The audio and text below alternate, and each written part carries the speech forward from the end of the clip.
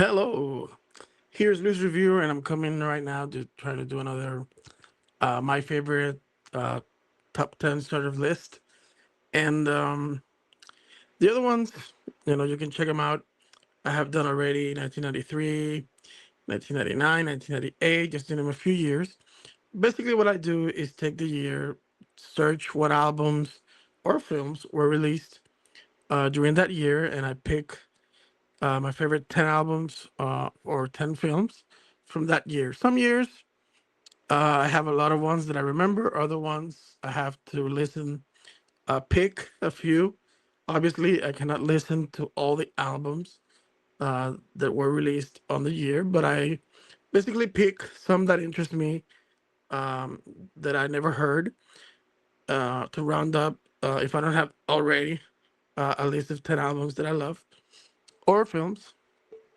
So basically, that's what I do on some of these videos. You can check them out. They're all available on my YouTube channel. You're gonna notice a few one change. The past videos I did them on Spanish. I wanted to try um doing them in English. I don't know. Sometimes I feel I speak better.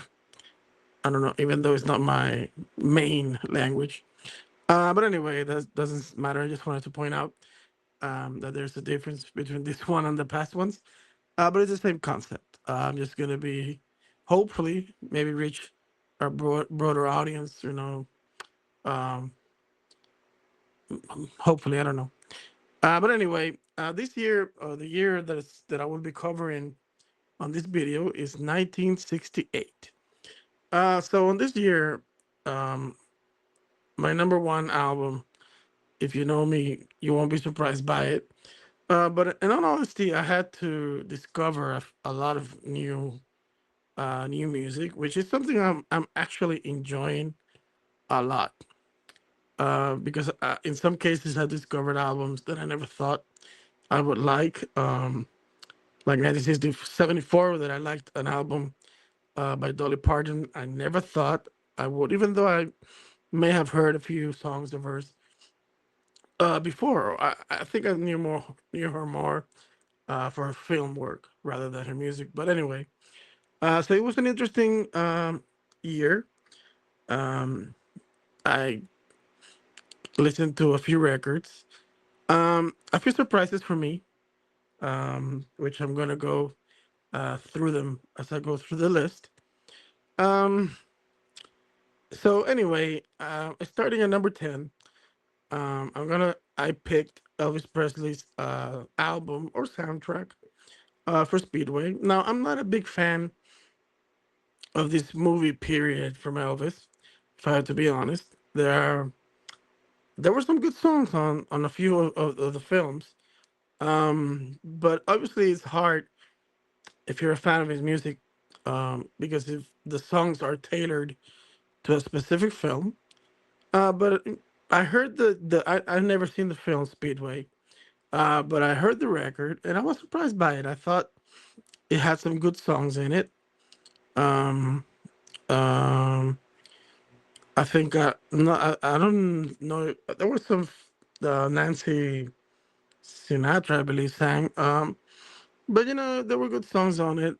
Your time hasn't come yet. Even the Speedway, Let Yourself Go, Your Groovy Self, Western Union. Not the best Elvis Presley record by no means. But I thought it was good enough. I know that it's a period where he even felt um, bad about the quality, both of the films and of the music. But there are some people who love those movies, man. I know a few of them. I'm not one of them, although I do like some of the songs from the films.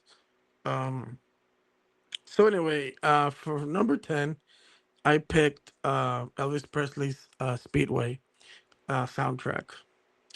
And number 9, for the first time, this band actually made the list twice this year. They released two albums. And I have to say, I am a huge fan of them, but I am more of a singles. I heard a few of the records, but usually I don't like them as a whole, as an album. I just like a few songs. But this year, both albums they released, I felt they were good. Um, so that both of them made the list. So at number nine, um, on their first appearance, I picked the Bee Gees, their album Horizontal, and that album has a few some good songs in it. I mean, you got World, you got the Massachusetts, which is an amazing song. But the ones that were not released as singles, or at least I never heard them before, I found that they were good enough songs to make the album good. I mean, The Sun Will Shine. Uh, I like the Daytime Girl, The Earnest of Being George. So it was a good album, good record. I think I enjoyed it more than I usually enjoy a Bee Gees album. Although the second one I liked it more, but in terms of the albums released this year, I had to include them because I thought it was a good album. Among those I heard, you know. Okay, so as we continue on the list, at number eight, um, this is a this was a surprise for me. I've never heard an album. I heard songs, but I never heard an album by the Monkees. I have to be honest. I never liked. I like Daydream Believer, which is on this record. Number eight, the Monkees, the Birds, the Bees, and the Monkees. That's the record title. But I never, since I knew they were just formed as a Beatles, re- similar or to recreate somehow what the Beatles made. Um, so I was never a fan of that. I'm not a huge fan of a producer creating like boy bands, that they created using the formula. So I think the Monkeys was the first maybe um under that. Even though when the show ended, which is I believe this is their first record after the show ended, and I was kind of surprised as I thought the record was very good. I really enjoyed the songs. I mean, I was really surprised. I mean, Dream World, I love that song. We were made for each other, of course. Daydream Believer, I'll be back on my feet. P.O. Box, and the song I'm gonna try, which I think is a bonus track that wasn't available when the album was released. But again, it's just a fun record, nothing too deep, but just good pop songs. And for that time, and even now, I think it was an album that worked. Um, good songs. I think they were. I don't know if they all played um, their instruments. I do believe so. So it was a good record. I thought it was a good album, and for me, that was number eight. As we continue on number seven, I really like this band. But again, I mostly what I've heard are collection albums, greatest hits. So every time I get the chance, I think this might be the second time I've done something during the '60s. But I wanted to listen to this record and I put it at number seven. Is the Mamas and the Papas, and the album is called The Papas and the Mamas. Um, so the album, let's check it out. The album, in terms of hits, the one that it has is "Dream a Little Dream of Me," which kind of some people consider it like the beginning of a solo material by Cass Elliot, although he was within the band. I don't think there was another big hit on this album, but even so, I enjoyed it. I thought it was a good album. The Right Somebody to Love, Safe in the Garden, For the Love of Evie, Dream a Little Dream. This band, they sang really well together. The harmonies. Um, uh, I mean, the best thing this band had was their voices and the way they sounded together. Um, I think there were better records by them, but I really love this record or enjoy the album a lot. So for me, I put it at number 7.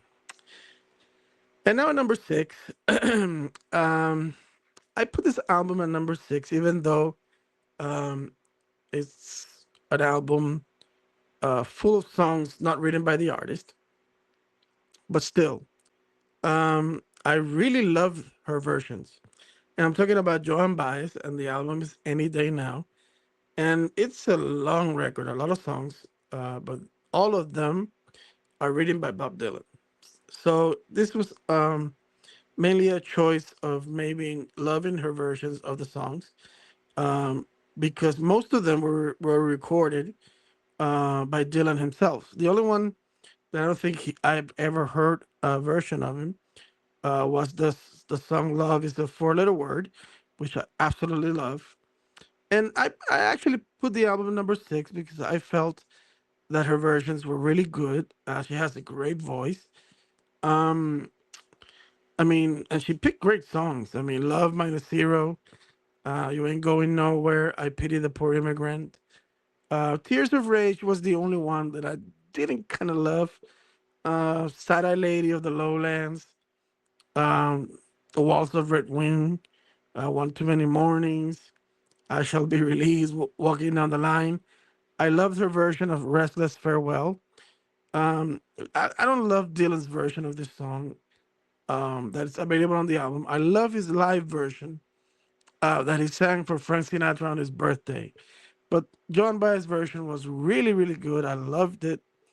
And, if you're a fan of Dylan, this is a record that basically um, it gives you Bob Dylan under another different voice, different arrangements sometimes. But I mean, John Baez is a great voice, and she did a great job on these songs. I mean, honestly. So moving on, at number 5 is the second entry by the Bee Gees, and this time the album is "Idea." And this record features, um, the songs "I Gotta Get a Message to You," the beautiful song "I Started a Joke," which I absolutely love.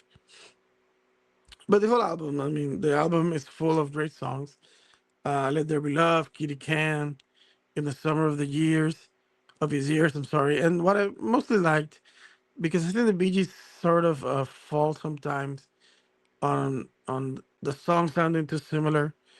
I felt this album kind of had different things to offer, and I really found myself enjoying the album a lot.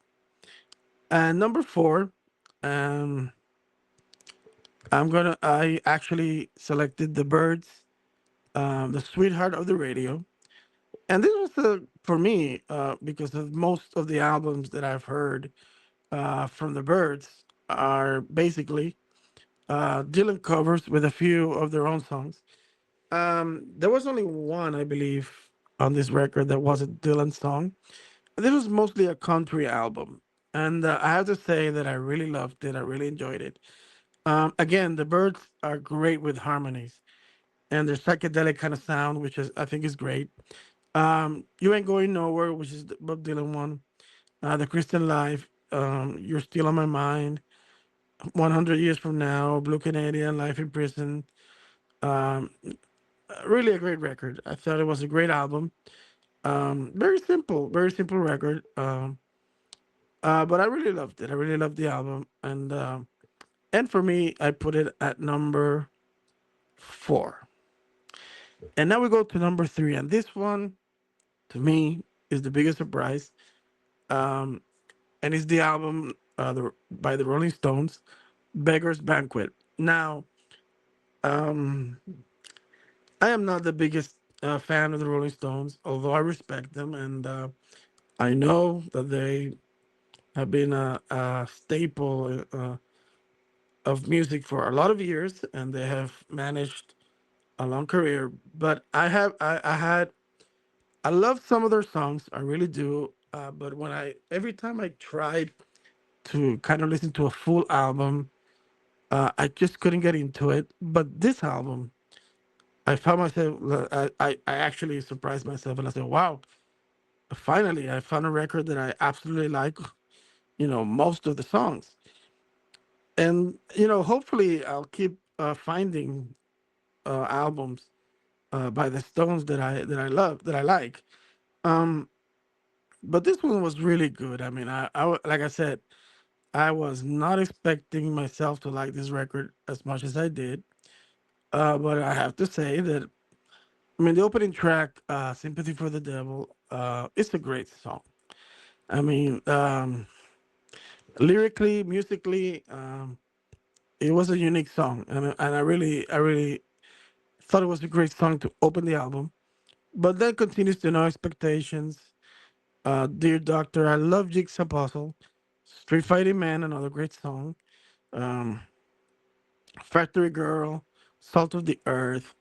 I really found myself. I've actually listened to the album again, not to kind of check if I really liked it, because I liked it. So for me, it was great surprise to find myself finding an album by the Stones that I kind of found myself really enjoying. Um, and this is, I mean, not a knock on them. Like I said, I've always believed that music is.